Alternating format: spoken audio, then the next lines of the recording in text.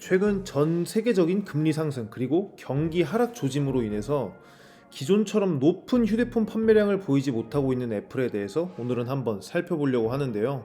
과연 가치 투자의 아버지인 벤저민 그레이엄은 현재 세계적인 주가 하락 속에서도 과연 애플의 주식을 매수하라고 추천할런지 한번 살펴보도록 하겠습니다. 오늘은 벤저민 그레이엄의 가치 투자 기준 중에서 방어적 투자자의 기준과 공격적 투자자의 기준 두 가지에 대해서 애플이 과연 얼마만큼 부합하는지 살펴보고자 합니다. 먼저 방어적 투자자의 기준은 충분한 규모, 매우 건전한 재무 상태 등 총 7개로 구성되어 있으며, 공격적 투자자의 기준은 방어적 투자자와는 달리 조금 더 간소한 재무 상태, 이익의 안정성 등 총 5개의 기준으로 구성되어 있습니다. 그럼 먼저 간단하게 애플이란 기업이 어떤 기업인지, 그리고 최근 흐름이 어떻게 흘러가고 있는지에 대해서 한번 살펴보도록 하겠습니다. 애플은 아주 오래전에서부터 설립돼서 운영 중인 세계 시총 1위 기업이죠. 바로 아이폰, 아이패드, 맥북 등 다양한 전자기기를 출시하면서 세계적으로 아주 견고한 매니아층을 보유하고 있는 전 세계적인 기업입니다. 그리고 시장을 선도하는 기업 이미지가 강해서 지금 우리가 사용하고 있는 스마트폰, 태블릿과 같은 제품을 처음으로 시장에 제공해서 소비자 경험을 아주 새롭게 만들어주고 있습니다. 그러면서 지난 10년 동안 주가가 19달러에서 182달러까지 무려 10배에 달하는 주가 상승이 있었는데요. 덩치가 거대한 시가총액 1위 기업임에도 불구하고 엄청난 상승으로 주식 투자자들에게는 거의 적금 같은 종목이라고 인식되고 있기도 합니다. 그런데 최근에는 전 세계적인 금리 인상과 더불어서 흔들리지 않을 것만 같던 애플의 주식도 최근에 흔들리는 모양새를 보이고 있는데요. 현재 125달러를 오며 가며 약 31%가량 고점 대비 하락한 흐름을 보이고 있습니다. 그러면 과연 지금 애플의 주식은 충분히 하락할 만큼 하락을 했고 앞으로 성장할 여지만 남아있는 것으로 봐도 될런지, 가치 투자의 아버지 벤저민 그레이엄의 관점으로 한번 확인해 보도록 하겠습니다. 먼저 방어적 투자 기준입니다. 첫 번째, 충분한 규모입니다. 제조회사의 경우 연간 매출 1억 달러 이상인지를 보라고 했지만, 보다 현대적인 기준을 적용하기 위해서 애플과 같은 업종의 기업 평균 매출액보다 더욱 높은지 아닌지 여부를 한번 판단해 보겠습니다. 애플과 같은 업종인 Computers, Phones and Household Electronics의 최근 분기 매출액은 평균 약 44억 달러 규모인데 반해 애플의 매출액 규모는 무려 900억 달러 규모로 역시나 세계 시가총액 1위 기업의 위험을 보여주고 있습니다. 따라서 충분한 규모라는 첫 번째 기준은 충분히 충족하고 있다는 것을 알 수 있어요. 두 번째, 매우 건전한 재무 상태입니다. 유동 비율이 200% 이상인지 여부와 장기 부채가 순유동 자산보다 낮은지 여부를 살펴봐야 하는데요. 애플의 유동 비율은 87.9%로 방어적 투자자 기준에는 미치지 못하는 것을 알 수 있습니다. 또한 순유동 자산은 마이너스 1600억 달러로 이미 마이너스 값을 보이고 있는 상황이기 때문에 이 또한 만족하지 않는다는 것을 알 수 있습니다.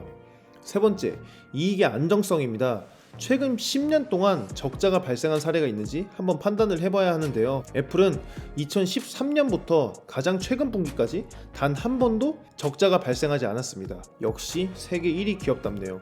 따라서 이익의 안정성은 충분히 충족한다는 사실을 알 수 있습니다. 네 번째로 바로 배당의 지속성입니다. 그레이엄은 최근 20년 이상 연속적으로 배당을 지급해야 한다고 말을 했는데요. 10년을 기준으로 한번 확인해 보도록 하겠습니다. 애플은 2013년부터 2022년까지 배당마저 단 한 번도 빼놓지 않고 지급을 했습니다. 따라서 배당의 지속성 또한 충분히 충족하고 있다는 사실을 알 수 있습니다.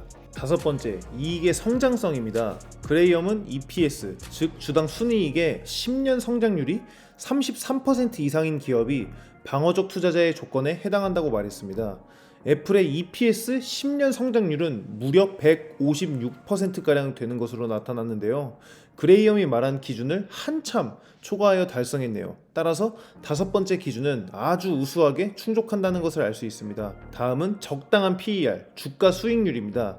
애플의 현재 PER은 24.3으로 벤저민 그레이엄이 말한 15 이하에는 해당하지 않습니다. 하지만 현대의 상황에 맞게끔 이를 재해석해보자면 해당 업종의 평균 PER보다 낮다면 투자해도 괜찮은 기업이라고 유도리 있게 생각할 수 있을 것입니다. 애플이 속한 Computers, Phones and Household Electronics의 평균 PER은 현재 약 46입니다. 그렇기 때문에 해당 업종의 PER보다 약 20 정도 낮은 수준인 것을 알 수 있는데요. 애플의 PER 값은 우수한 수준이라는 것을 알 수 있습니다. 따라서 여섯 번째 기준인 적당한 PER, 이것은 충족되는 것으로 생각할 수 있겠네요. 마지막으로 적당한 PBR, 즉 주가 순자산 비율입니다. 그레이엄은 PBR이 1.5 이하인 것이 적당한 수준이라고 말했는데요. 애플의 PBR은 43.72입니다. 그레이엄의 기준에는 한참 미치지 못하는 아주 높은 수준이라는 것을 알 수 있습니다. 하지만 이것조차도 업종별 평균과 비교해서 현대적인 기준으로 판단을 해볼 수 있겠는데요.